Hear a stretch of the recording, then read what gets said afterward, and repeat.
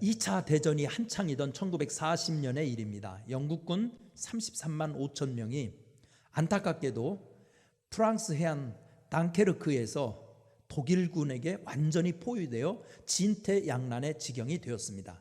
그들은 본국의 구원을 요청하였으나 속수무책이었습니다. 당국 영국의 여왕 캐리는 영국 시민 여러분, 진퇴양난의 아버지와 아들을 위해 기도합시다 라고 호소하였습니다. 이에 온 국민은 성당의 종소리에 맞춰서 기도했습니다. 그런데 이상한 일이 벌어졌습니다. 영국군이 주둔했던 프랑스 해안 지역에 갑자기 짙은 안개가 밀려오기 시작했습니다. 짙은 안개는 독일의 비행기들과 전차들을 모두 꽁꽁 묶어두었습니다. 영국군은 무사히 포위망을 뚫고 퇴각할 수 있었습니다. 우리도 살면서 압도적인 위기를 만날 때가 있습니다. 바로 그때 낙심하지 말고 더욱 담대한 기도로 나가야만 합니다. 바로 오늘 본문 역대하 14장이 그 사실을 보여줍니다. 본문에는 진퇴양난의 위기에 처한 이스라엘의 네 번째 왕 아사왕의 기도가 나와 있습니다.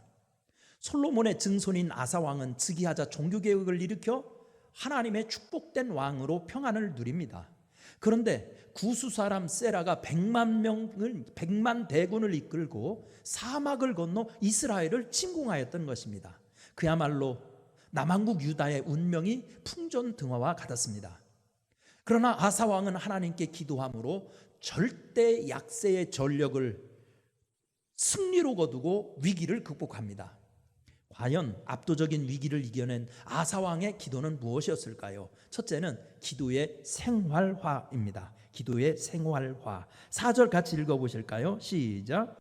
유다 사람에게 명하여 그 조상들의 하나님 여호와를 찾게 하며 그의 율법과 명령을 행하게 하고. 아멘. 여기에 보면 아사왕의 기도는 생활화된 기도였다는 것입니다. 압도적인 위기를 이길 수 있는 기도는 체질화된 기도 생활이 있어야 합니다. 그래야 위기 때에도 능력을 발휘할 수 있는 것입니다. 이것은 마가복음 9장의 예수님과 제자들의 대화 속에서도 찾아볼 수 있습니다. 제자들이 우리는 어찌하여 능히 귀신을 쫓아내지 못하냐고 물었을 때 주님은 기도 외에 다른 것으로는 이런 유가 나갈 수 없느니라고 대답하십니다. 이것은 생활화되고 체질화된 기도가 마귀 권세를 이기고 수많은 대적을 이기게 한다는 뜻입니다.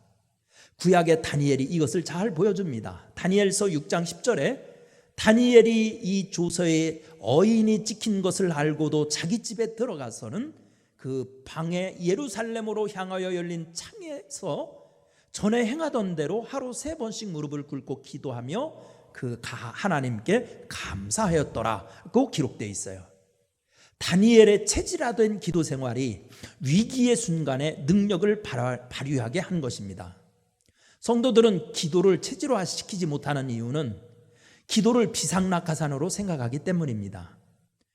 특별한 비상사태가 발생했을 때 탈출구로 쓰려는 생각을 하기 때문에 기도의 능력을 경험하지 못하는 것입니다. 기도는 적금과 같고 예금과 같습니다. 기도는 정글의 길과 같습니다. 하루라도 통행하지 않으면 무성하게 풀이 자라 길이 없어집니다. 하나님께 나아가는 길이 희미해집니다. 은혜와 능력을 체험하는 길이 막연해집니다. 또한 기도는 검과 같습니다. 할수록 예리하게 날이 선 것처럼 위용 있는 무기가 됩니다. 여러분은 하루를 기도로 시작하십니까? 이번 한 주간도 우리 생활의 패턴을 좀 바꾸십시오.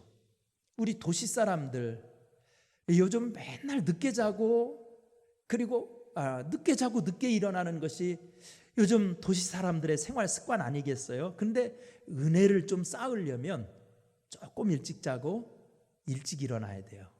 기도 체질로 바꾸십시오. 그러면 아사왕처럼 승리를 경험하게 될 것입니다. 두 번째, 우리가 이 어려울 때 도움을 받는, 응답받는 기도를 하려면 어떻게 해야 되냐? 겸비한 기도, 겸비한 기도, 자기의 약함을 고백하는 기도, 이 기도가 힘이 있습니다. 11절 우리가 아까 읽었죠? 다시 한번 읽어봅니다. 시작. 아사가 그의 하나님 여호와께 부르짖어 이르되 여호와여, 힘이 강한 자와 약한 자 사이에는 주밖에 도와줄 이가 없사오니 우리 하나님 여호와여, 우리를 도우소서. 우리가 주를 의지하오며 주의 이름을 의탁하옵고 이 많은 무리를 치러 왔나이다. 여호와여, 주는 우리 하나님이시오니 원하건대 사람이 주를 이기지 못하게 하옵소서 하였더니 아멘. 여기에 보면 아사 왕의 기도의 특징은 자신의 약함을 고백하는 기도였다는 겁니다. 놀라운 것은 하나님의 앞에서 약함을 깨닫는 것은 오히려 능력이 된다는 것입니다. 하나님 앞에서는 약함이 능력입니다.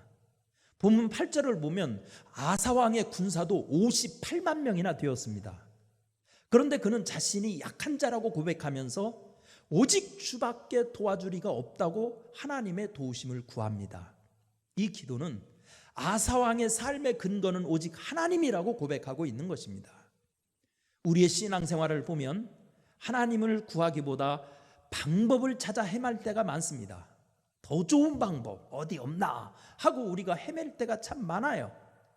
그러나 우리가 찾고 있는 방법은 하나님이 다 가지고 계십니다. 그렇게 방법을 찾아 세상을 헤매지 말고 근본을 붙들고 하나님을 붙들어야 합니다. 그러면 하나님이 우리가 헤아릴 수도 없는 방법을 다 주십니다. 탈무드에 나오는 이야기입니다. 한 부자가 아들이 먼 타국에 출타 중일 때 죽게 되었습니다. 그의 유언장에는 이렇게 쓰여 있었습니다. 나의 전 재산을 종에게 물려준다.